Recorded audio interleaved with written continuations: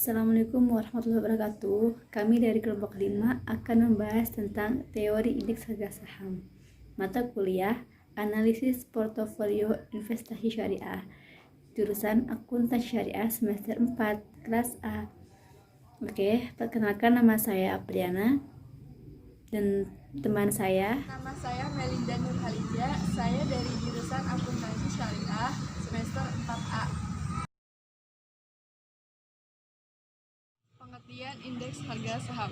Indeks harga saham adalah ukuran statistik yang mencerminkan keseluruhan pergerakan harga atas sekumpulan saham yang dipilih berdasarkan kriteria dan metodologi tertentu, serta dievaluasi secara berkala.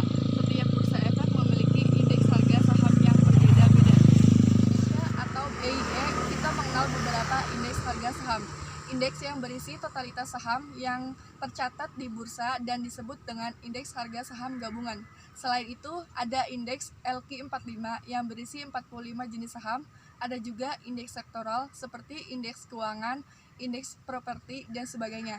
Indeks syariah atau JIE Jakarta Islamic Index terdiri dari 30 jenis saham yang berisinya sesuai dengan syariat. Kita dapat mengetahui tren pergerakan harga saham saat ini, apakah sedang naik, turun, atau stabil. Pergerakan indeks menjadi indikator penting bagi para investor untuk menentukan apakah mereka akan menjual, menahan, atau membeli suatu atau beberapa saham. Karena harga saham bergerak dalam hitungan detik dan menit, maka nilai indeks pun bergerak turun, naik dalam hitungan waktu yang cepat. Manfaat indeks saham. Nah, mengenai manfaat indeks saham ini, kita dapat mempelajarinya dari berbagai indeks saham lain. Kita bisa memperoleh informasinya itu dari berbagai media cetak atau media elektronik. Manfaat yang pertama ialah memberikan gambaran pergerakan seluruh harga di bursa saham, baik secara keseluruhan maupun secara segmentasi.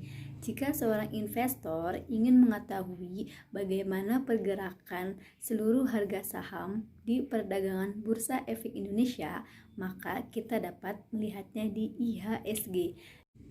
Apa itu IHSG? IHSG ialah kepanjangan dari Indeks Harga Saham Gabungan. Nah, IHSG ini dapat memberikan kita gambaran umum atas pergerakan harga saham di dunia maupun di Indonesia.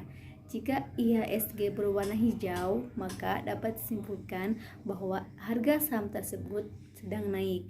Nah, jika IHSG berwarna merah, maka dapat disimpulkan bahwa saham tersebut sedang turun. Selain memberikan kondisi pergerakan harga saham secara keseluruhan, indeks juga dapat dipergunakan untuk melihat kondisi pergerakan harga saham di segmen tertentu. Misalnya, jika kita ingin mengetahui kondisi pergerakan harga saham pertambangan atau yang lainnya, maka kita dapat melihatnya di indeks sektor pertambangan. Manfaat kedua dari indeks saham ini ialah sebagai acuan untuk menilai kinerja suatu portofolio saham. Nah, penilaian portofolio saham ini dijadikan sebagai acuan pembanding. Kenapa? Karena ukuran kinerja portofolio yang bersifat relatif. Adanya acuan dalam menilai kinerja suatu portofolio ini juga merupakan persyaratan dalam Global Investment Performance Standard. Indeks Bursa Efek Indonesia. Yang pertama, indeks headline. Indeks yang dijadikan acuan utama untuk menggambarkan kinerja pasar modal. Subklasifikasinya itu ada 4. Yang pertama, komposit. Subklasifikasi yang berisikan indeks harga saham gabungan yang dapat digunakan untuk mengukur kinerja saham pasar modal Indonesia. Yang kedua, papan. Subklasifikasi indeks yang mengelompokkan indeks berdasarkan papan. Bursa menyediakan 2 indeks papan, yaitu utama dan pengembangan, dari 3 papan pencatatan yang ada di bursa. Yang ketiga, liquidity. Subklasifikasi indeks yang mengelompokkan indeks berdasarkan likuiditas, transaksi yang tinggi, dan kapasitas pasar besar, serta didukung oleh fundamental perusahaan yang baik. Dan yang terakhir, yang keempat, liquidity. Liquidity subklasifikasi indeks liquidity yang bersama dengan pihak lain. Yang kedua ialah indeks sektor. Indeks sektor ini indeks yang menghitung kinerja pergerakan saham-saham di suatu kelompok sektor industri. Nah, subklasifikasinya itu ada dua. Yang pertama ada composite sektor dan yang kedua investable sektor. Yang ketiga indeks tematik. Indeks ini menghitung kinerja seluruh pergerakan harga saham dengan tema tertentu, misalnya keagamaan, ESG, dan lainnya. Terdapat subklasifikasi dalam indeks ini. Yang pertama, ESG. ESG ini indeks yang mengelompokkan berdasarkan tema lingkungan, sosial, dan tata kelola. Yang kedua, syariah. Syariah ini indeks yang menggabungkan seluruh berdasarkan syariah dan lain-lainnya. Terakhir, yang keempat, indeks faktor adalah indeks yang menghitung kinerja pergerakan harga saham dengan mempertimbangkan faktor-faktor yang mendukung keputusan investasi seperti ukuran valuasi, momentum, volatilitas, fundamental, dan dividen. Subklasifikasi sebagai berikut. Yang pertama, ukuran.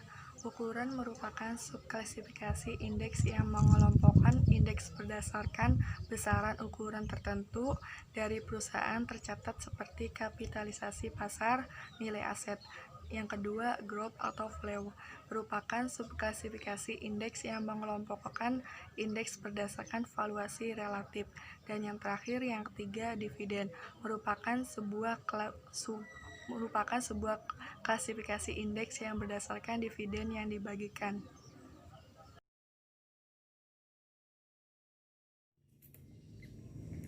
Pengertian obligasi. Menurut istilah, obligasi itu tidak mengetahui peruntukan uang yang digunakan. Sedangkan menurut Herdianto dalam bukunya, obligasi ialah surat hutang atau surat berharga yang di dalamnya berisi kesepakatan antara si pemberi pinjaman atau investor dengan yang diberi pinjaman. Nah, penghasilan dari obligasi ini merupakan tingkat bunga yang dibayarkan oleh perusahaan pada saat jatuh tempo.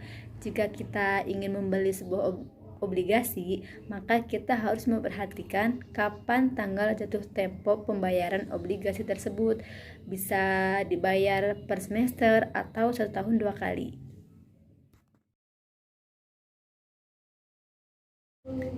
Jenis obligasi. Jika dilihat dari sisi penerbitnya, jenis obligasi ini dibagi menjadi 3. Yang pertama, corporate bonds. Corporate bonds ini obligasi yang diterbitkan oleh perusahaan, baik itu BUMN maupun BUMS. Yang kedua ialah governance bonds. Governance bonds ini obligasi yang diterbitkan oleh pemerintah. Nah, yang terakhir, municipal bonds. Municipal bonds ini obligasi yang diterbitkan oleh pemerintah daerah. Nah, jika yang kedua dilihat dari sistem pembayaran bunga, dibagi menjadi 4. Yang pertama, zero coupon bond. Zero coupon bond ialah obligasi yang tidak melakukan pembayaran dengan sistem periodik. Nah, yang kedua, coupon bond. Coupon bond ini obligasi yang dapat diuangkan secara periodik sesuai dengan penerbitannya. Yang ketiga, fixed coupon bond. Fixed coupon bond ialah obligasi dengan tingkat bunga yang telah ditetapkan sebelum masa penawaran pasar perdana. Nah, yang terakhir, floating coupon bond. Floating coupon bond ialah obligasi dengan tingkat bunga yang ditentukan sebelum jangka waktu.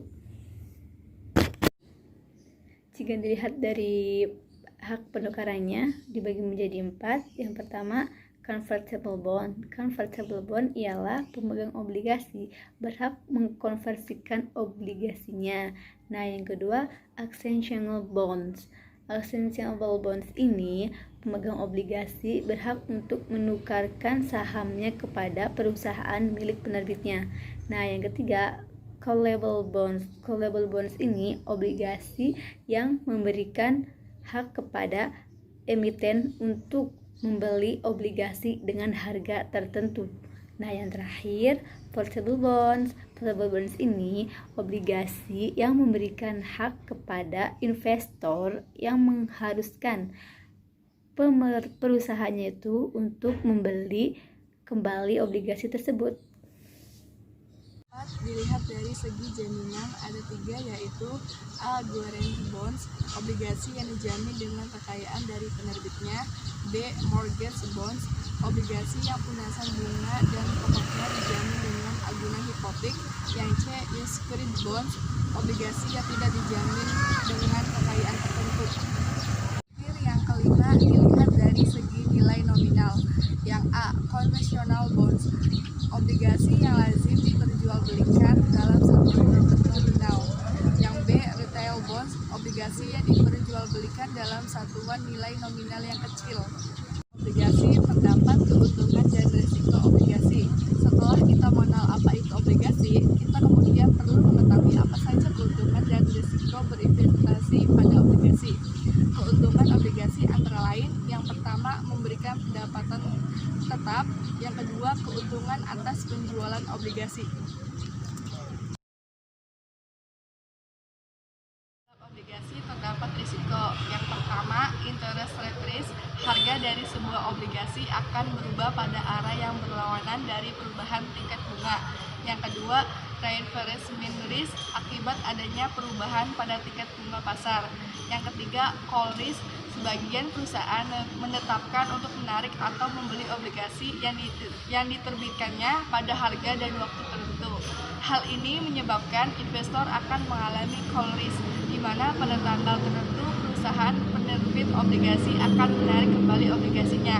Dan yang terakhir, yang keempat, default risk, akibat adanya risiko ini, obligasi yang memiliki default risk dalam perdagangan di pasar obligasi mempunyai harga yang rendah.